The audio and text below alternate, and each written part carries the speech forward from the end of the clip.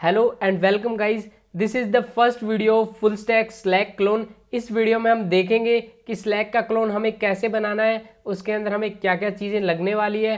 उसके बाद में हम आज के इस पहली वीडियो के अंदर हम सिर्फ सेटअप करेंगे और बेसिक चीज़ें देखेंगे, हमारा स्ट्रक्चर डिसाइड करेंगे कि बेसिकली कैसा होता है। तो ज़्यादा टाइम वेस्ट ना करते हुए चलिए चलते हैं हमारे लैपटॉप की स्क्रीन की तरफ। तो जैसे कि अब हमारे लैपटॉप की स्क्रीन के ऊपर आ गए हैं। लैपटॉप की स्क्रीन के ऊपर आने के बाद में सबसे पहले मैं आपको दिखा देता हूँ स्लैक बेसिकली क्या होता है। मोस्ट ऑफ लोगों को आप में से पता होगा स्लैक क्या होता है। अब इस वीडियो में जो पहली चीज़ है वो है स्लैक की एप्लीकेशन। तो स्लैक के अंदर हम बेसिकली जो वर्क स्पेस वगैरह होता है वहाँ पे हम यूज़ करते हैं, ऑफिस वगैरह में यूज़ करते हैं just to communicate. Slack basically जो हमारा डिस्कॉर्ड होता है उसकी तरह ही होता है। तो एक बार देखो यहाँ पे, जैसे लाइक चैनल्स वगैरह डिस्कॉर्ड की तरह होती है, उसके बाद में पर्सनल चैट का ऑप्शन होता है, डीएम्स वगैरह होते हैं, एक्टिविटी वगैरह जो होती है लाइक किसी ने रिप्लाई करा है, मेंशन करा है, वो यहाँ पे आ जाती है। उसके बाद में ऑटोमेशन आप लगा सकते हो। तो हम ये सारी चीज़ें बिल्ड करने वाले हैं इस सीरीज़ के अंदर। तो स्लैक की इसके अंदर हम बिल्ड करने से पहले हम देख लेंगे कि क्या क्या टेक स्टैक हम यूज़ करने वाले हैं। तो मैं ये मान के चल रहा हूँ कि आपको basic JavaScript and react JS आती होगी। आज की इस वीडियो में हम नेक्स्ट जेएस से स्टार्ट करेंगे। नेक्स्ट जेएस को पहले सेटअप करेंगे और मैं बेसिक स्टेप बताऊंगा आपको कि सेटअप कैसे करना है। उसके बाद में हम स्टार्ट करेंगे कि इसके अंदर मेन क्या क्या चीज़ें होने वाली है। तो सबसे पहले मैं गूगल पे जाके सर्च कर लेता हूँ नेक्स्ट जेएस, ठीक है, कि नेक्स्ट जेएस कैसे सेटअप करनी है। आपको जिस इसकी वेबसाइट पे जाना है और वेबसाइट के ऊपर जाने के बाद में आपको गेट स्टार्टेड पे क्लिक कर देना है। ये आपको सबसे पहली कमांड दे देगा यहाँ पे कि आपको कौन सी सबसे पहली कमांड यूज़ करनी है। तो यहाँ पे एक बार आप देख लेना, यहाँ पे पहली कमांड यहाँ पे दे रखी है और इसको कॉपी कर लेते हैं। कॉपी करने के बाद में हम जाते हैं टर्मिनल के अंदर। हम चले गए टर्मिनल के अंदर और टर्मिनल में आने के बाद में जस्ट हम देखते हैं कि हम एक क्रिएट करते हैं फोल्डर। तो मैंने एक क्रिएट किया फोल्डर स्लैक क्लोन के नाम से। ओके, मैंने स्लैक क्लोन के नाम से एक फ़ोल्डर क्रिएट कर लिया है और मैं उस फोल्डर में चला गया हूँ, ठीक है। और अगर आपको ये बेसिक कमांड्स पता है लिनक्स की तो बेटर है, अगर नहीं पता है तो ट्यूटोरियल देख लो, आपको यूट्यूब पे बहुत सारे मिल जाएंगे, तो आपको वहाँ से समझ आ जाएगा। तो अभी मैंने क्या किया है, एक फ़ोल्डर क्रिएट किया है। फ़ोल्डर क्रिएट करने के बाद में उस फोल्डर के अंदर गए हैं, ठीक है। और अभी इस फोल्डर के अंदर हम देखने वाले हैं कैसे चीज़ें वर्क करती है। तो सबसे पहली कमांड जो थी हमारी, वो कमांड हम यहाँ पे पेस्ट कर देते हैं, npx create next app latest। ये बेसिकली एक लेटेस्ट नेक्स्ट ऐप क्रिएट करके दे देगी। इसके ऊपर हम एंटर मारते हैं। एंटर करते ही क्या करेगा, ये सबसे पहले पूछेगा कि आपको क्रिएट नेक्स्ट ऐप है, उसके लिए आपको ये पैकेज इंस्टॉल करना पड़ेगा जो हमारा नेक्स्ट जेएस है। तो हम ये कर लेते हैं, ठीक है। उसके बाद में चीज़ें पूछेगी आपके प्रोजेक्ट का नाम क्या होने वाला है, तो हम लिख देते हैं slack clone. Okay, capital letters नहीं यूज़ कर सकते, सॉरी, मैंने स्लैक क्लोन लिखा। ये बोल रहा है आप टाइप स्क्रिप्ट यूज़ करना चाहते हो या नहीं करना चाहते, तो हम जावास्क्रिप्ट यूज़ करना चाहते हैं। मैंने यहाँ पे नो लिख दिया। एसलिंट में यस कर देना। टेलविंड सीएसएस हाँ यूज़ करेंगे हम। सोर्स डायरेक्टरी चाहिए या नहीं चाहिए, तो यस कर देंगे। उसके बाद में ऐप राउटर चाहिए या नहीं चाहिए, हाँ ऑब्वियसली चाहिए। ऐप राउटर बहुत ही ज़्यादा इंपॉर्टेंट होती है आपको अगर रिएक्ट जेएस आपने पढ़ रखी है। उसके बाद में जो कस्टमाइज इंपोर्ट अलायस होते हैं वो अगर चाहिए तो यस कर दो, नहीं तो नो कर दो। मेरे केस में मैं यस कर रहा हूँ क्योंकि वो ज़्यादा यूज़फुल होते हैं। अभी यहाँ पे हम एंटर करते हैं और अपने आप सारी चीज़ें बिल्ड करना स्टार्ट कर देगी। अब एक ये रिएक्ट जेएस का प्रोजेक्ट बना के तैयार कर रहा है, तो तब तक हम वेट करते हैं। तो एक चीज़ यहाँ पे ध्यान रखो कि जो ये तुम बना रहे हो, टर्मिनल में कमांड डाल रहे हो, आप ध्यान से डालो। अब हम पढ़ेंगे जो जो चीज़ें हमने डाली है वो बेसिकली किस चीज़ के लिए यूज़ होती है। तो अभी थोड़ी सी आप देख सकते हो यहाँ पे आ रही है चीज़ें बिल्ड होके, थोड़ा वेट करते हैं। ओके, ये देखो सक्सेस क्रिएटेड स्लैक क्लोन। तो ये बेसिकली हमारा एक स्लैक का क्लोन तैयार हो गया है, मतलब एक प्रोजेक्ट तैयार हो गया है। तो जब हम ls कमांड डालते हैं जिसका मतलब होता है लिस्ट, तो ls कमांड डाल के एंटर करते हैं तो यहाँ पे दिखा देता है एक स्लैक क्लोन नाम से फोल्डर आ गया हमारा। तो अब उस फोल्डर में जाते हैं स्लैक क्लोन के और cd लिखते हैं चेंज डायरेक्टरी और स्लैक क्लोन, हम इस एप्लीकेशन में आ गए। अब हमें बेसिकली इसको VS कोड में ओपन करना है, तो हम डालेंगे कोड डॉट, ठीक है। कोड डॉट डाला तो ये VS कोड में हमें ओपन करके इसने दे दी है, ठीक है। अब हम यहाँ से भी टर्मिनल हैंडल कर सकते हैं। एक चीज़ ध्यान रखना, अगर आपके पास गिट बैश टर्मिनल है तो बेस्ट है, नहीं तो आपको थोड़ी दिक्कत होएगी, क्योंकि हम बेसिकली जिस पे काम कर रहे होते हैं वो हमारा गिट बैश टर्मिनल ही होता है, ठीक है। तो चलो अब क्या करना है, अब हम आ गए हैं हमारे फोल्डर के अंदर। अब आप देख सकते हो यहाँ पे इसने Next.js की एक टेम्पलेट ऐप क्रिएट करके दे दिया है।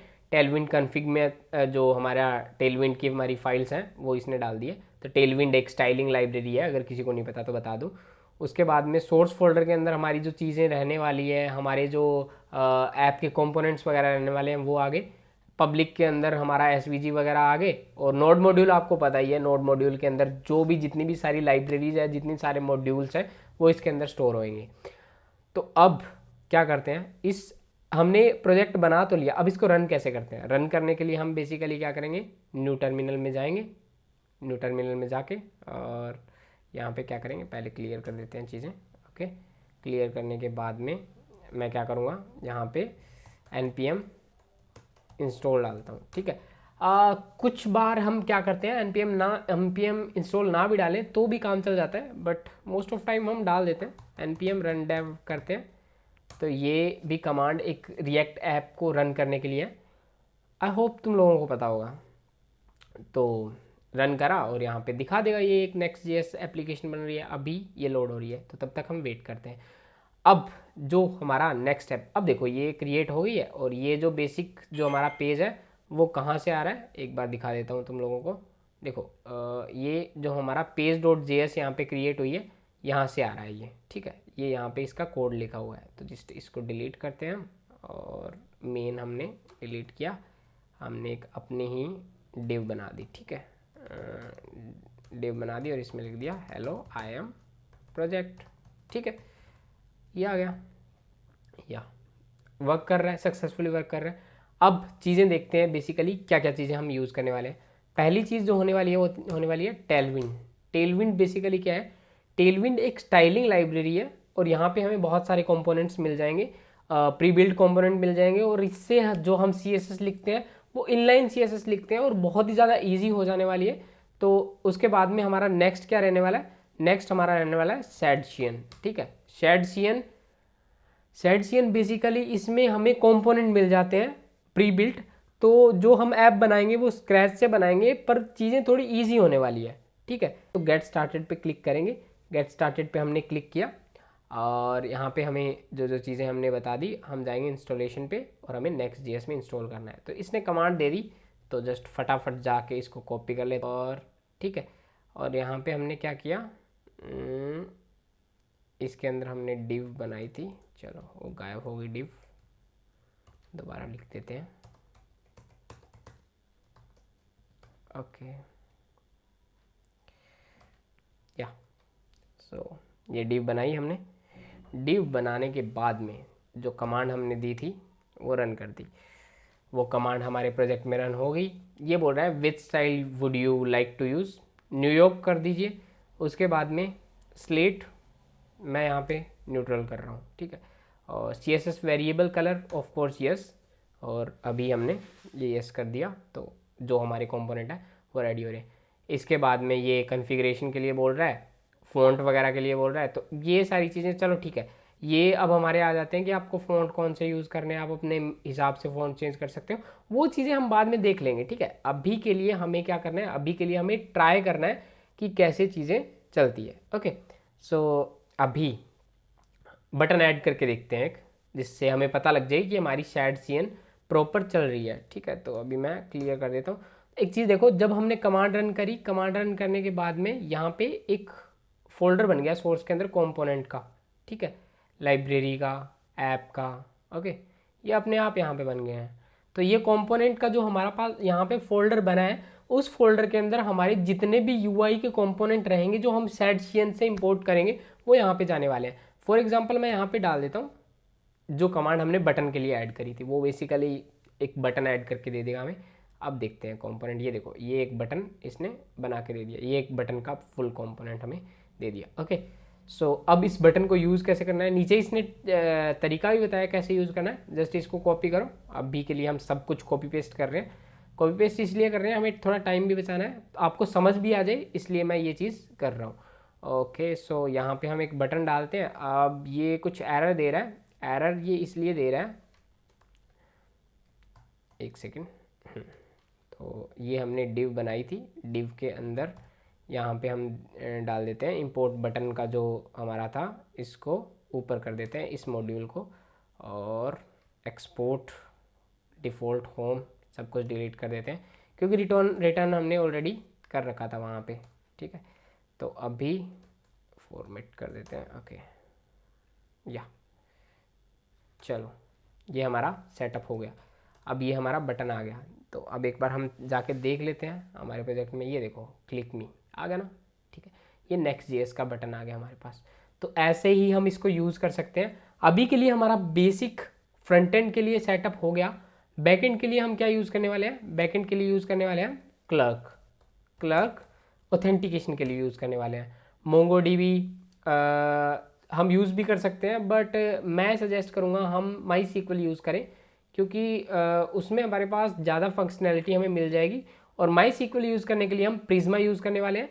तो एक बार क्लर्क वगैरह के बारे में आप थोड़ा पढ़ लीजिए नेक्स्ट वीडियो तक। उसके बाद में जो हमारा Node.js है वो आपके पास ऑलरेडी इंस्टॉल्ड है, और हम जो MySQL इंटीग्रेट करने वाले हैं वो प्रिज्मा के थ्रू करने वाले हैं। तो नेक्स्ट वीडियो में हम स्टार्ट करेंगे बनाना जो चीज़ें हमने इंस्टॉल करी है। Next.js प्रोजेक्ट इंस्टॉल करा है हमने, उसके बाद में हमने SADCN इंस्टॉल करा है, और टेलविंड हमारे पास ऑलरेडी थी। तो नेक्स्ट वीडियो में हम स्टार्ट करेंगे बनाना।